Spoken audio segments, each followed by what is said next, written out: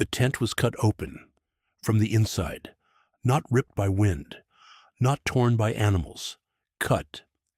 And the footprints leading away weren't a sprint. They were a calm walk, into the dark, in lethal cold. 9 experienced hikers vanished in the Urals in 1959. And even now, after new investigations and scientific models, one question still won't leave.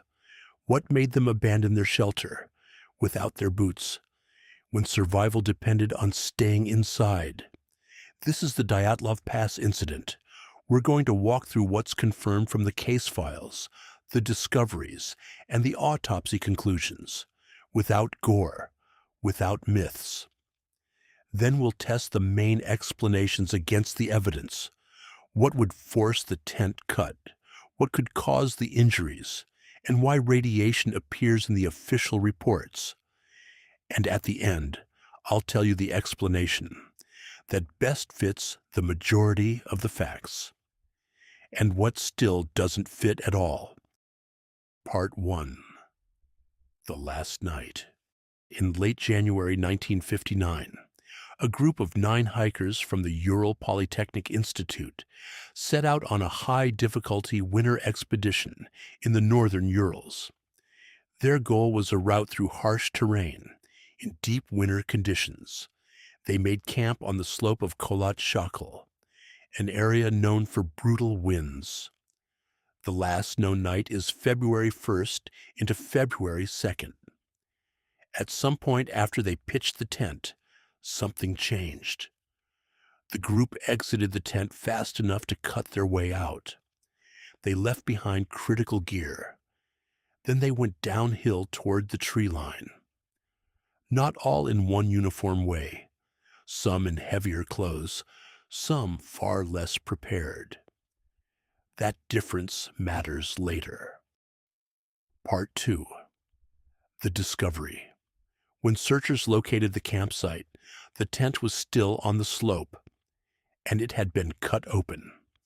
Investigators documented that the slashes were consistent with an exit made from inside, an action you only take if staying inside feels more dangerous than the cold outside. Footprints led away from the tent. Not chaotic, not a stampede, a walking track, down toward the forest. The first bodies were found closer to the tree line. Later, more were discovered further away. And months later, the remaining hikers were found in a ravine area with significantly more severe trauma. That split discovery, some early, some later, and in different conditions, became fuel for every theory that followed. Part 3. The evidence that made it a legend. 3 facts keep this case alive. 1. The tent cut. 2. The departure on foot into extreme cold. And 3. The injuries that didn't look like typical frostbite-only deaths. Some hikers died primarily from exposure, but others had major internal injuries, described in official records as severe trauma, with comparatively limited external damage. That combination makes people assume an attack or explosion. But there's another detail that gets repeated because it's real. Radiological testing found elevated beta activity on some clothing samples, reported as 200 to 300 counts per minute, over background in a radiological analysis document from the case file scans. That doesn't automatically mean secret weapon. It does mean the investigators measured something abnormal enough to write it up, and now you understand why this story never dies. Because if you can explain the tent cut, you still need the injuries. If you can explain the injuries, you still need the decision to walk away.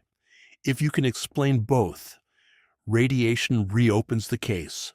Part 4. The official answer versus the best model.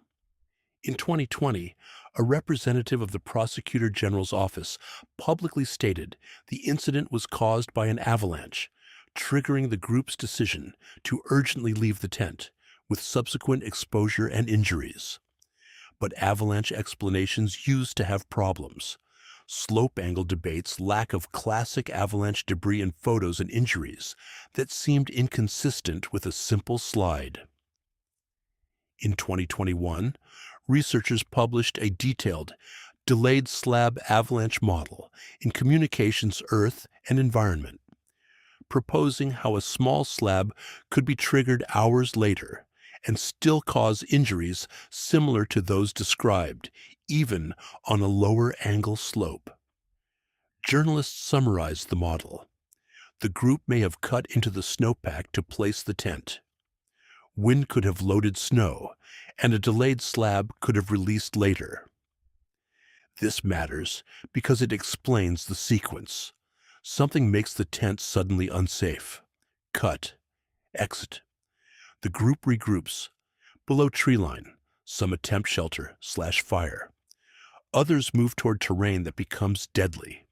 It doesn't require aliens, secret monsters, or a full-scale avalanche wiping the tent off the mountain. It requires a smaller event with big consequences. Part 5. What about the other theories? Here's how I rank them based on fit. Most plausible overall wind-loaded slab.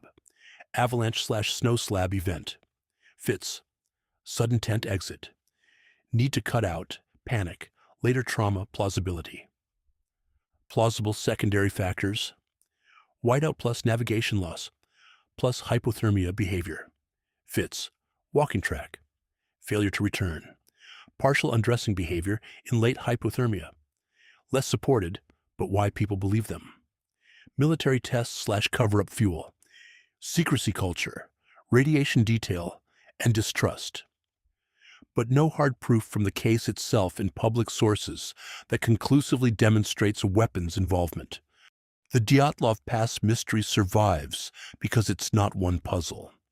It's a chain of decisions made in the worst possible conditions. Today, the strongest explanation is a snow slab event leading to a catastrophic series of survival failures. But even if that's the answer, the case still leaves one uncomfortable truth. A group can do many things right and still be destroyed by a single moment they never saw coming. What theory do you think fits best? Avalanche, accident, or something else?